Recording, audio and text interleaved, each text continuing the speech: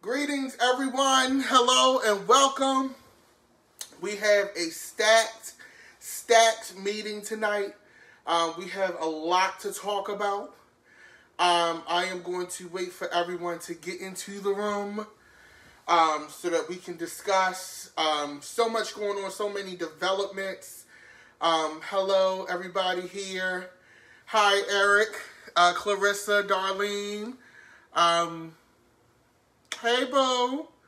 How are you?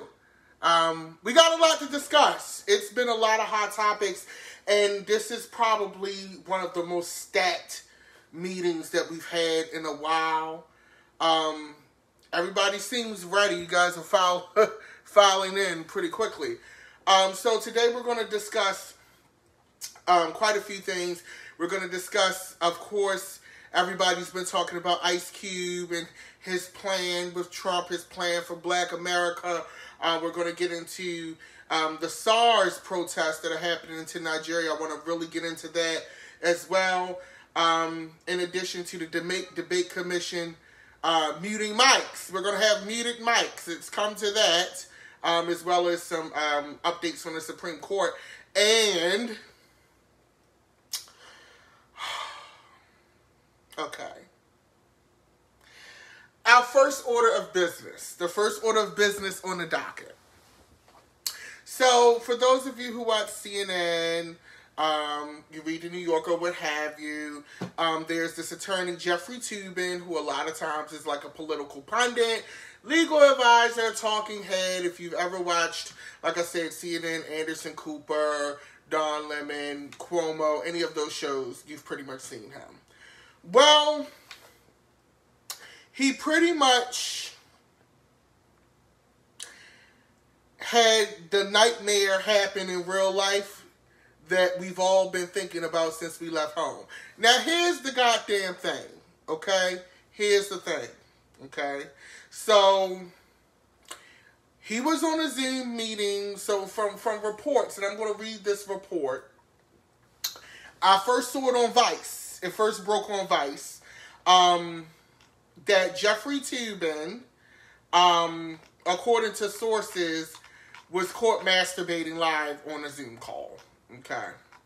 So, the call was supposed to be an election simulation featuring people from the New Yorker.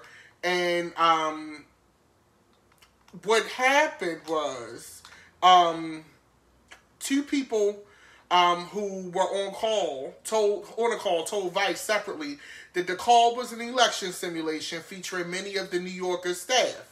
Okay, they were all doing a simulation of what would happen on election night.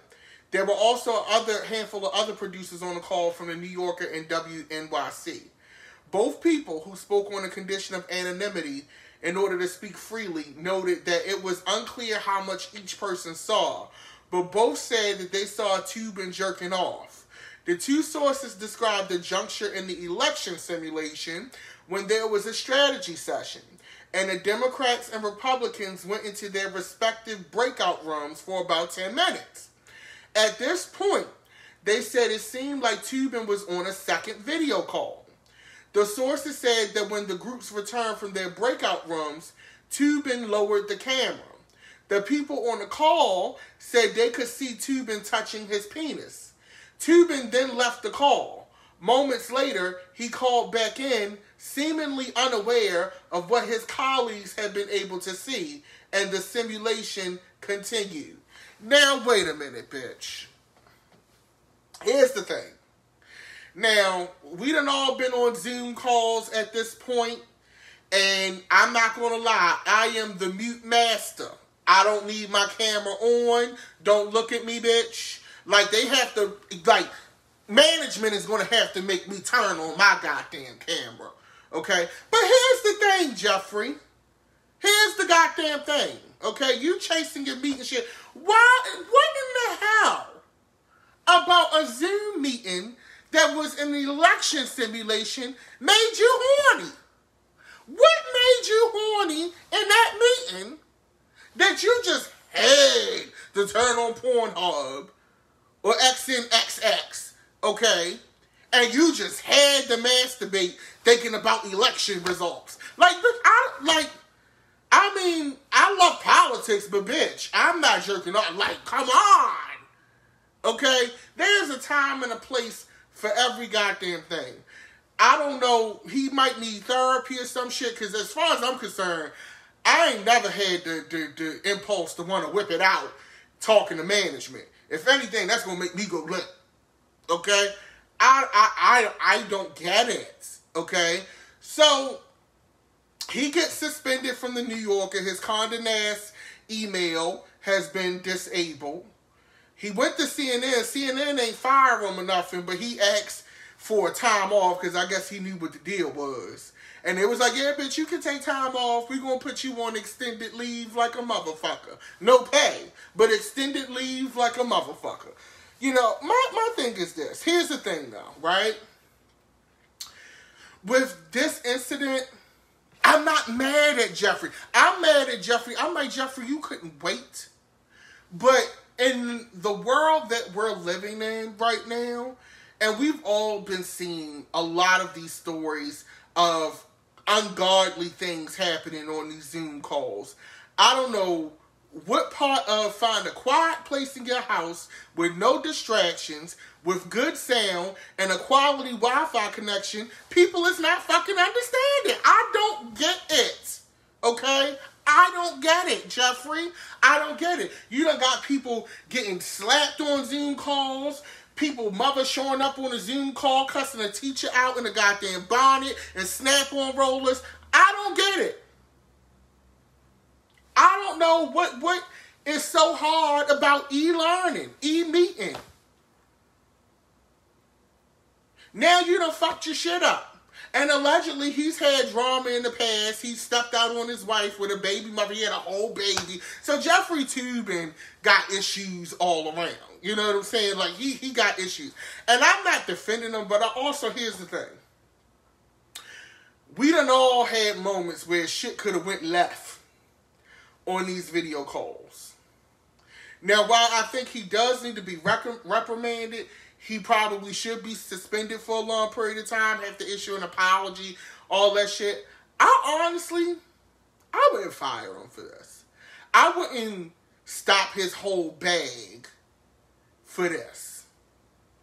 I would give his ass the warning of life, and like I said, he gets suspended without pay and some other shit, but I wouldn't stop his bag for this. Because how many times have you thought, there's been plenty of times I thought I was on mute and I was cussing somebody out and management's laughing at me.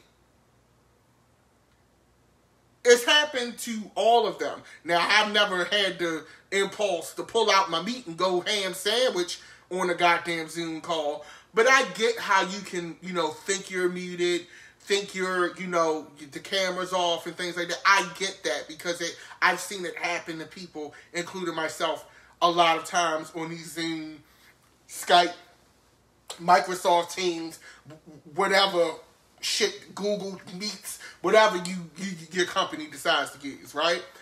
So I don't think he should lose his job, but I definitely think this deserves a strong fucking warning, Jeffrey.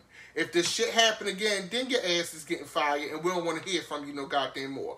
But for this, I'm going to go out on a limb and say shit happens. We have bigger fish to fry. I think the embarrassment and the fact that he asked to have time off shows that he knows, bitch, this was embarrassing. You tried it. And I think that, I honestly, like I said, I don't think that his whole life should be ruined over this. That's just me. I could be wrong. I don't think I'm wrong, but you could disagree, and feel free to leave your comments, in the chat.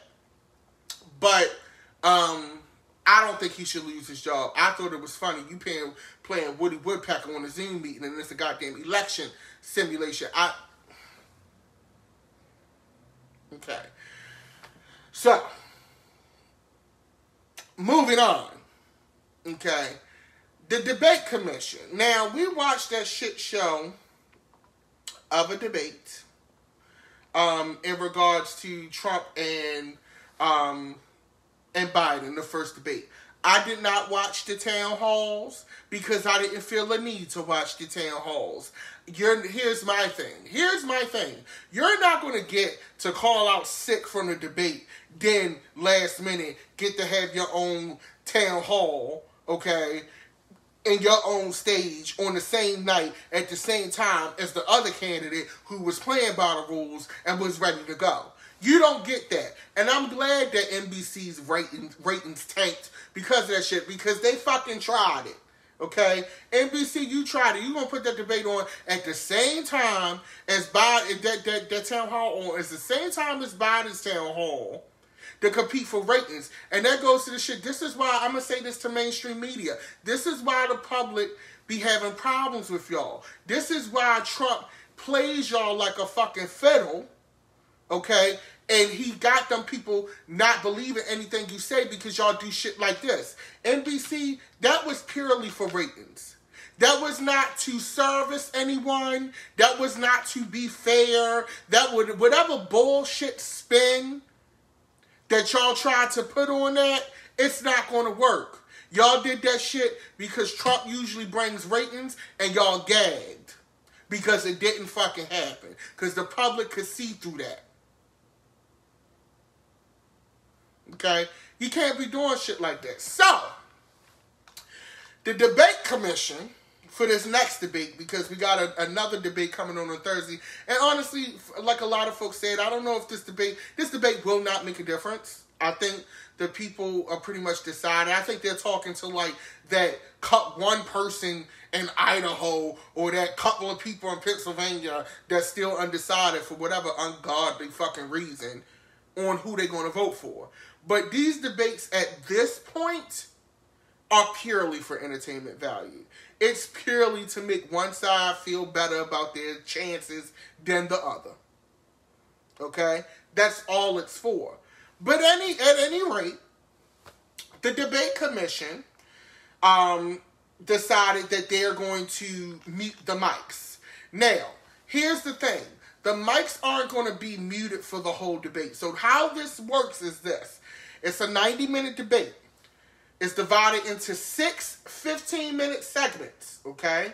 With each candidate granted 2 minutes to deliver uninterrupted remarks before proceeding to an open debate. The open discussion portion of the debate will not feature a mute button, but interruptions by either candidate will count toward their time in the second and final debate Thursday, okay? The Nonpartisan Commission on Presidential Debates announced the rule changes Monday, 3 weeks after a chaotic opening face-off between Trump and Biden. Okay? The commission has faced pressure from the Trump campaign to avoid changing the rules, while Biden's team was hoping for a more ordered debate. In a statement, the commission said it had determined that it is appropriate to adopt measures intended to promote adherence to agreed-upon rules and inappropriate to make changes to those rules. Trump plans to attend Thursday's debate with Biden despite rule changes opposed by his campaign that are meant to foster more ordered discussions. Trump campaign manager Bill Stepien says Trump is committed to debating Joe Biden regardless of last-minute rule changes from the biased commission in their latest attempt to provide advantage to their favorite candidate. And see, this is the shit I'm talking about. This is coming from the president. You're from the president's office. Y'all should be nonpartisan. Y'all govern everybody, right? And this statement from Trump's campaign manager, this isn't a last-minute change to favor any goddamn body. This is because your candidate was fucking crazy. He was cuckoo for Cocoa Puffs.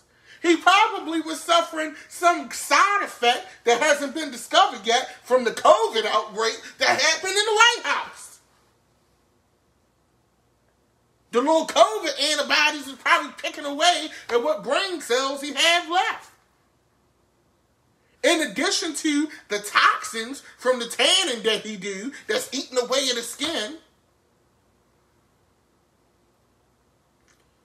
So all it took was for the COVID outbreak to fuck with his brain and he just went haywire in a debate. That's why we got a mute button. And y'all trying to spin the shit. And I'm gonna tell you, these statements are very dangerous territories.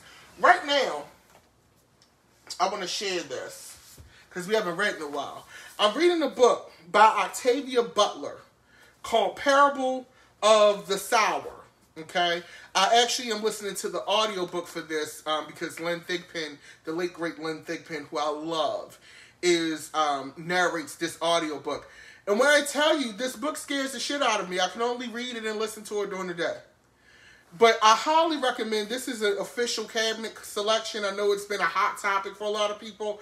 I'm officially endorsing this. I highly recommend you to read this. And there's also the second part, which is Parable of the Talents. Okay?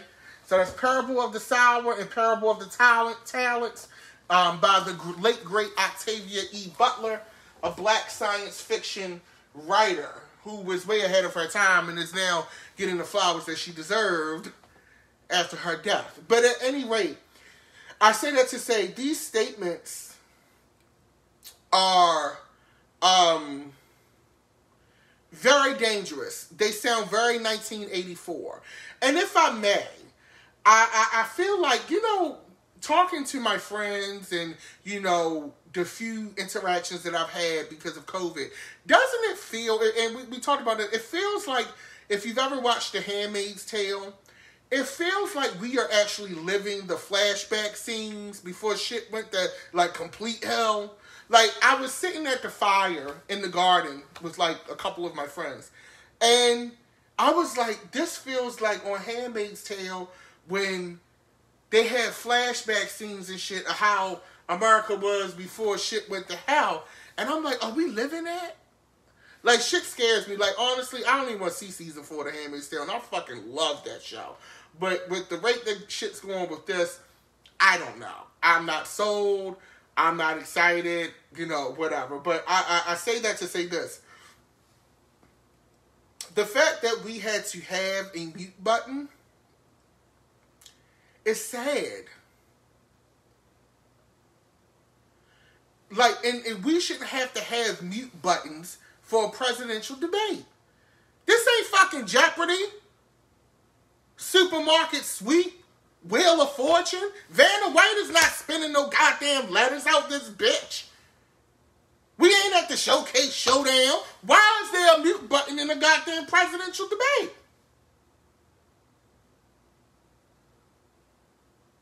That's crazy to me. All they need now is the little music that they play on Let's Make a Deal, bitch. Or Who Wants to Be a Millionaire.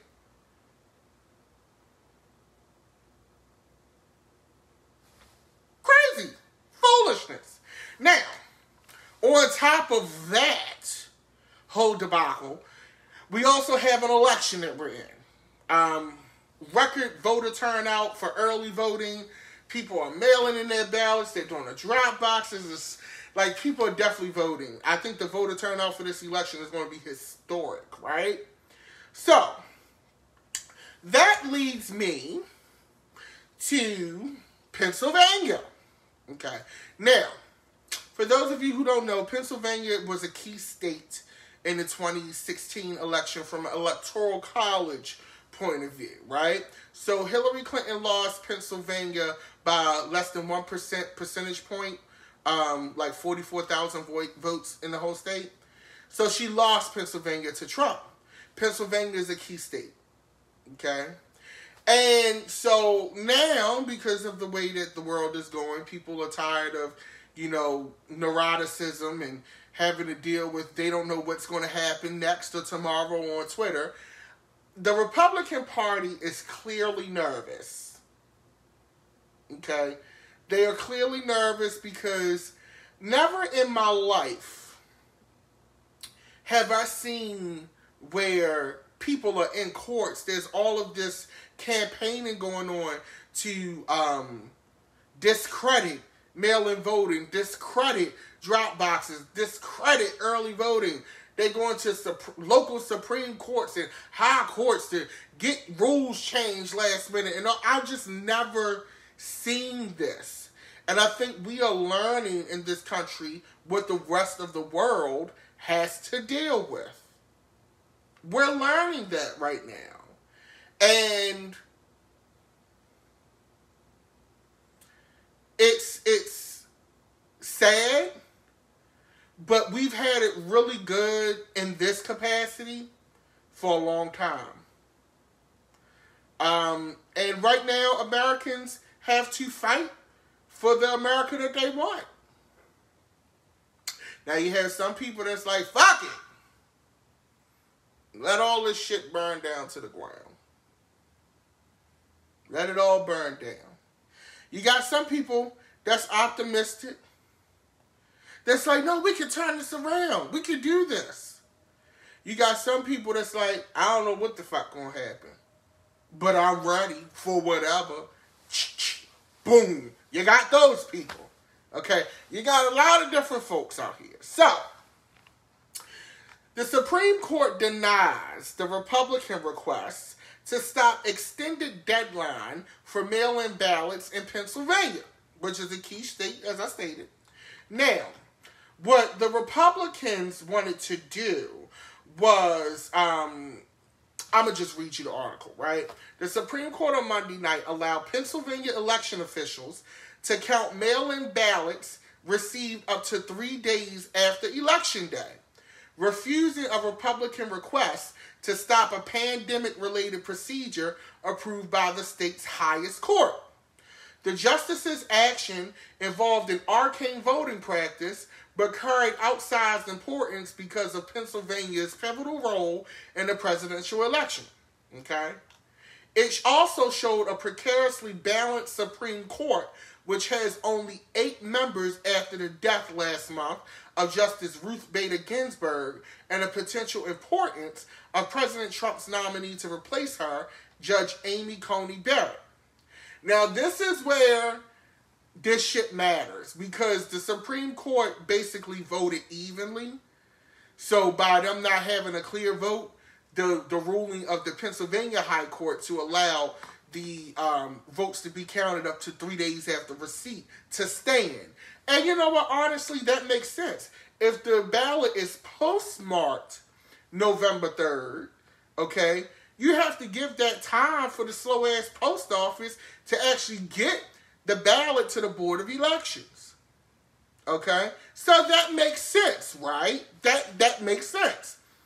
The Republicans like, fuck all that. You knew who the hell you was going to vote for. You should have sent that shit in earlier. That's basically what they saying.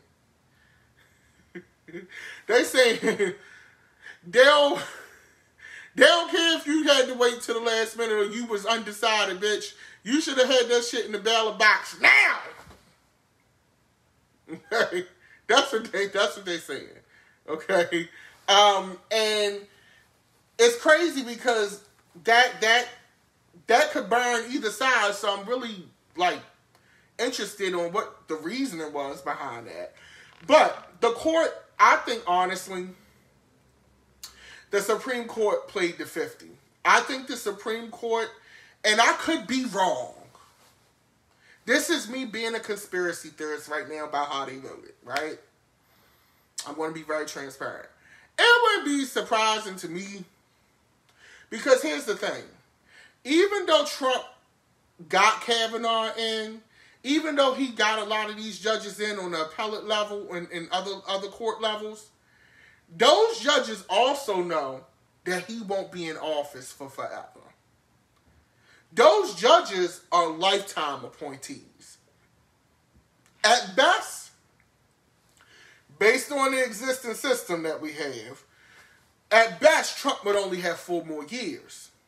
So once you're appointed on a lifetime scale, you can pretty much do whatever you want. Yeah, sure, you have political, you may owe him.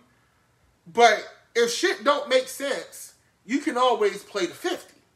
And by you having an even Supreme Court, all of the 4 judges, all of the conservative judges, Clarence Thomas, Sam Alito, Neil Gorsuch, and Brett Kavanaugh, they have voted to grant the stay.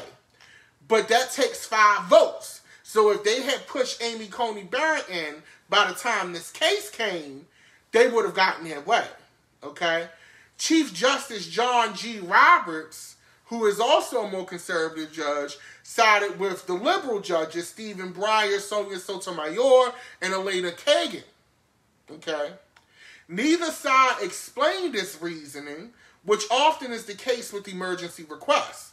But the outcome underscored the decisive role Barrett could play if she is confirmed by the Republican-controlled Senate, with the vote there expected as soon as next week. Trump said he wants his nominee on the court in case it is split on litigation arising from the election. So this first instance in Pennsylvania is showing you why he's so hell-bent on having another Republican judge in the Supreme Court. Why he doesn't want to wait. Okay? Because he wants to stack the deck. I firmly believe that the Supreme Court justices took advantage of them being evenly split. I think John G. Roberts has sided on liberal issues before, so that may not have been such a surprise. But by having an even split like that and it being a deadlock, they essentially don't have to get involved. They just essentially let the ruling stand and they can wash their hands of it. Whereas if Amy Coney Barrett comes in, then that presents another set of problems. Interesting stuff, right? But basically, the Supreme Court was like, you know, fuck it. We ain't getting involved in this shit. Let them people send their ballots and call it a day.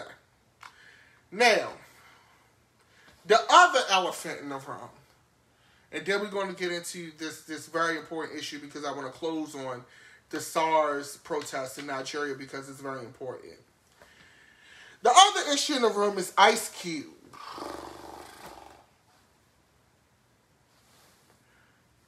Right? So Ice Cube, in all his infinite wisdom, decides he's going to present a plan. Now, granted, he said he presented the plan to both Republicans and Democrats. This is the contract with Black America or some shit he came up with, right? And he presented the plan, of course, you know, Biden and Kamala, the Democrats have a sense like, hey, we're running a campaign right now. We would love to entertain your idea, but let's do that after the election where we have more time to focus on it. Okay? Then you have the Republicans that was like, hell yeah, let's sit down and talk. We'll make a few edits, take a few photos, bam, right? Here's where Ice Cube is naive. And I'm giving them the benefit of the doubt, right? At this point, Trump is a master. That whole administration is a master of the spin. Ice Cube, you got to take donkey of the day, and you got to take all of the backlash that's coming to you because you picked a very terrible time to decide to want to present a plan for Black of America. I said Black of America, bitch. Think about Bank of America, they owe me a check. But this just was bad timing. It was bad optics, and now it got you looking crazy out in these streets. Okay? Here's my thing. And I said this, and the people came for me on, well, they didn't come for me on Facebook, but they was like, Didion, what you talking about? Oh my God, what the fuck is you talking? Oh my God. Like, they was about to cuss me out on the intranets, the inter of the nets, okay? I said, look, maybe he's naive, but I explicitly said in the post, I'm going to give Ice Cube the benefit of the doubt. I don't feel like he's in the same kind of territory as Kanye West, right? And everybody was like, you know, well, he doesn't speak for Black America, which is true. One person doesn't. We are a monolith. We're a whole, you know, nation of people, global, you know, hey, I get it, right? But here's my thing. And I'm going to preface this because I saw a lot of people saying, you know, these celebrities, they need to mind their business. They need to stop talking about this shit. You know, they not qualified. They need to let the professionals do it. It's interesting to me because now you want the professionals to do it, but in 2016, some of you same people were like, I can't wait for Trump to get in the debates because it's going to be hilarious. He tells it like it is. Some of you same folks that hate him. I have a problem because here's the thing.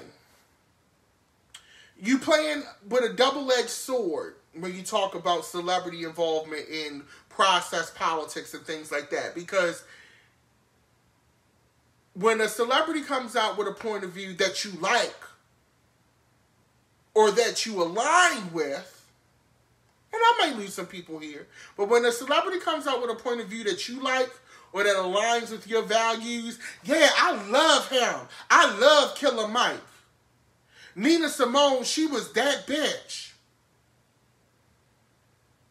But when a celebrity comes out with a point of view that you're not aligned with or you hate, then it turns into celebrities don't know what they're talking about. These entertainers ain't qualified to speak on shit. They shouldn't be being up in these meetings and all of that stuff.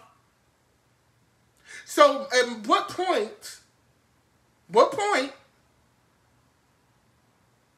okay, at what point do you decide you can't have it both ways?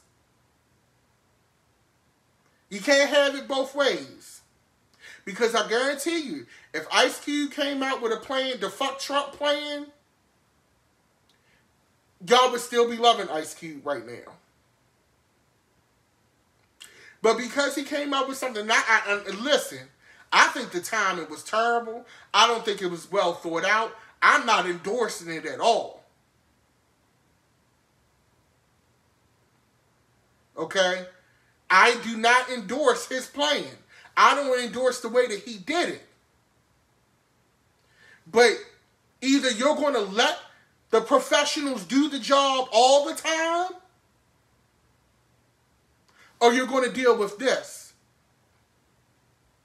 Because let's think about the world that we live in. Let's go back to this year's even campaign season and the debates. There were candidates who were more than qualified to be the Democratic nominee for President of the United States. Let's go back to the 2016 campaign season on the Republican side. There were Republican candidates who were far more qualified to be the President of the United States than Donald Trump. Did you vote for them in the primary? No. You voted for the person that you liked. You voted for what aligns with your values. But you voted for who you liked too. Because if I look at the 2016 Republican primary season, Donald Trump shouldn't have made it past the first fucking debate. He was by far outmatched and underqualified. But people kept him going because they liked him. When I look at this year's Democratic primary field, when I look at Elizabeth Warren, everybody kept talking about, oh, she said she was Indian. She really wasn't. It was like a tenth of a percent or some shit like that. But by far, that lady slaughtered every candidate in that debate forum in every debate. But you didn't like her. You didn't think she could win. Even with Kamala Harris, had a very strong outing. Very strong outing. Oh, that's my auntie. Y'all went and dug up her record. Not understanding that when you are in the big chair and in a position of power, every decision you make ain't going to be the best one. But that comes with being in a position of leadership. You're not always going to get it right. But y'all didn't give her that grace. Okay? And I'm preaching right now. When I look at even Amy Klobuchar, when they had the Amy Coney Barrett's confirmation hearing and she kicked that shit off and knocked it out the park, I saw so many people online. So many people. Oh, Amy Klobuchar, she killing that shit. Girl, go off. She's well versed. That's the same bitch that was on the debate stage that I don't like her hair.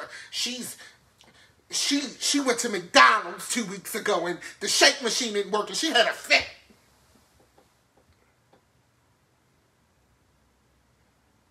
You debated qualified people to death, and now you're complaining because you have the president that you have, and now you have the Democratic nominee that you have. Let's not forget, on November 3rd, we have no choice but to vote for Joe Biden. But prior to that, you did have a choice. You did have a choice. You chose to debate your choices to death. And I'm speaking to young voters and 30-plus voters, 40-plus voters. By you debating your candidates to death, you let the older generation, and no shade to my seniors, because y'all show up and y'all vote every time. They decided that we was going to get Joe Biden in the South. So we need to think about that. And I'm tying that in with the Ice Cube thing because you have to ask yourself, what the fuck do you want? Either you want people to have a voice or you don't. If you don't like celebrities getting involved, then maybe you should let the people that know what the fuck they doing do their job. Maybe you should pick the people based on their qualifications and their plans and what they actually can do their job. And stop showing up at people's job, telling them their job. Because if you've never sat in the big chair and never made any big decisions, how can you say what big decisions need to be made? You're not even a fucking manager at Marshall's. You just made key holder. So how can you say whether somebody's qualified or not?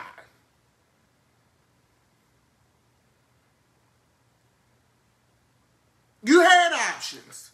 So don't get mad because, quite frankly, it was fake outrage because the news cycle moves on. Now everybody's talking about 50 Cent endorsing Trump. And let's be real. Was Ice Cube's platinum plan or whatever the fuck you called it, was that going to change your vote? No. It wasn't. You just wanted to be mad that day. You felt betrayed by Craig and Smokey. Now you feel bad because you can't watch Friday the same. That's all. But in reality, that really wasn't going to change a lot of minds. You actually gave Ice Cube more of a voice and more power than he actually deserved.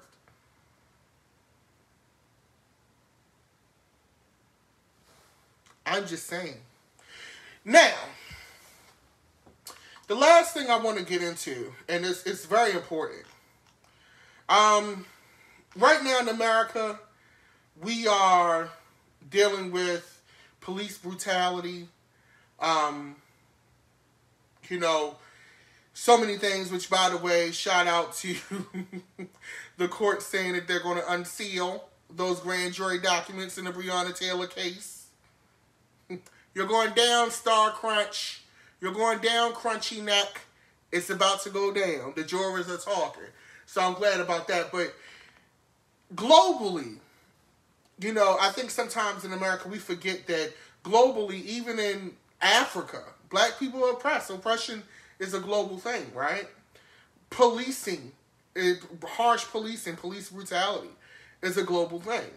So, right now in Nigeria, there's this group of cops called the Special Anti-Robbery Squad, okay? It's a sector of Nigeria's federal police department that was founded in 1992 by Simon Daladi Mendenda, okay?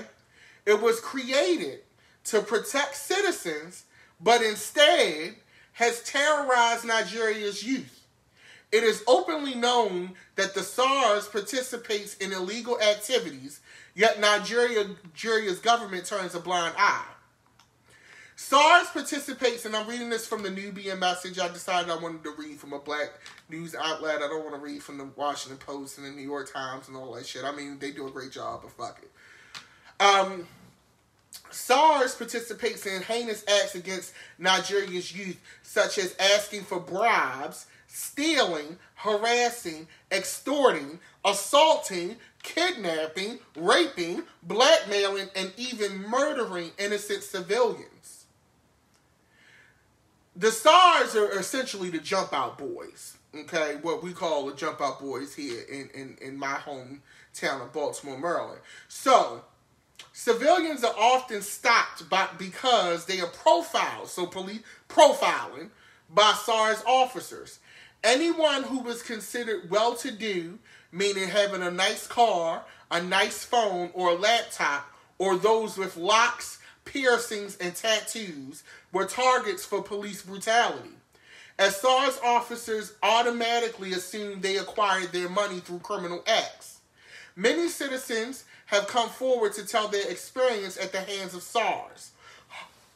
Horrifying testimonials of citizens, children, brothers, sisters, nieces, nephews, and more who have been beaten, assaulted, murdered, and gone missing. According to a report in June by Amnesty International, between January 2017 and May 2020, there were at least 82 cases of torture, ill treatment, and extrajudicial execution by SARS. And these are just the cases that were acknowledged. Many of SARS crimes have been swept under the rug. In a September 2016 report distributed by Amnesty International, it was disclosed that SARS officers were using extensive torture methods and detaining citizens without a trial. SARS also forced confessions, withheld food from detainees, forced detainees to make several withdrawals from their personal bank accounts, and so much more. This is why thousands of people in Nigeria have been protesting to end SARS. Protesters are still being arrested and detained for exercising their right to protest. On Monday, October 12th, Nigeria's President Muhammadu Buhari acknowledged the protests and end SARS for the first time after 1 week of protests. This was done through a video on Twitter and stated that SARS will be disbanded. It was also stated that the officers in SARS would be dispersed into already existing departments and that some would be deployed to a new department called Special Weapons and Tactics, the SWAT team. Okay? Many Nigerians were dissatisfied with this response, as it is not the first time they have fought to end SARS.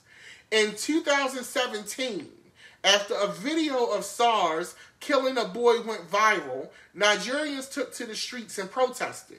Nigerians were told by the Senate that SARS would be disbanded, but in 2018, the acting president, Yemi Osinbajo, Buhari's vice president, ordered for SARS to be reformed and reinstated.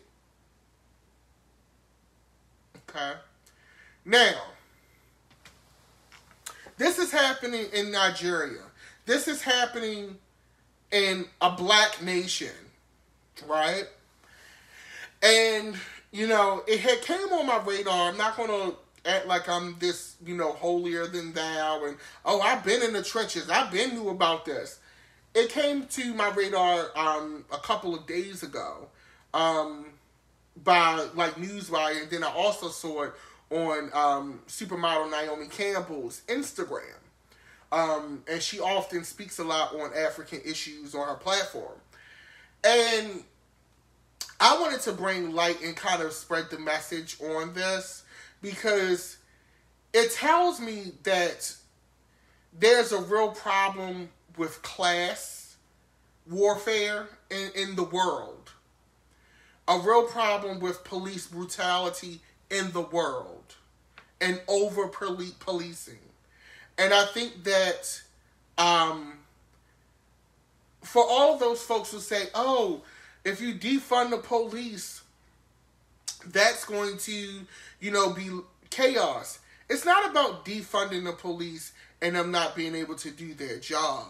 It's about taking some of that overtime money for them to arrest you, to keep you on the clock and go fill out paperwork for some bullshit charge so they can put 4 hours on their time sheet for doing nothing. That's what it's about. And taking those resources and that money and putting it towards something like community services, programs to help folks, get ahead, find employment jobs, and be better citizens and have a better quality of life. That's what it's really about. It's not about having the world descend into chaos. But what will cause the world to descend into chaos is things like this. And we have to be mindful of what's going on in the world and how we treat each other. And governments have to be mindful of how they handle their citizens. We're at a place where citizens are getting tired. People want change. The world is not okay. And I think we need to recognize that. The world is not okay. Everything is not okay. And at this rate, everything isn't going to be fine. The world's governments are going to have to roll up their sleeves and really take a look at the people that they're supposed to be serving. Now I know I'm being naive. They probably ain't going to do that shit. But I would be remiss to not at least suggest it. And I think that this is something that I'm going to keep an eye on. Because people are rising. It's getting hot out here. And if we don't do something, if we don't come together and try to figure this thing out, we're going to be in a world of trouble. As humanity, as human beings, right? So I definitely, we got to get this together. But we got this debate on Thursday. I'm on the fence about if I'm going to watch it or not, because at this point, I really don't feel like it matters, but I'm more than likely to now. With that being said, if you are watching on YouTube, I want you to make sure you click the bell for notifications. Follow me online at Dapper Dan Midas on all social media outlets. If you have any comments, suggestions, leave them in the comments box. As always, I love meeting with you. This was a stat meeting. I think we discussed a lot today. With that being said, I want you all to have a good evening. Be blessed. Stay safe. Love on each other. And I'll talk to you soon. We are officially 2 weeks now from Election Day. Have a good one.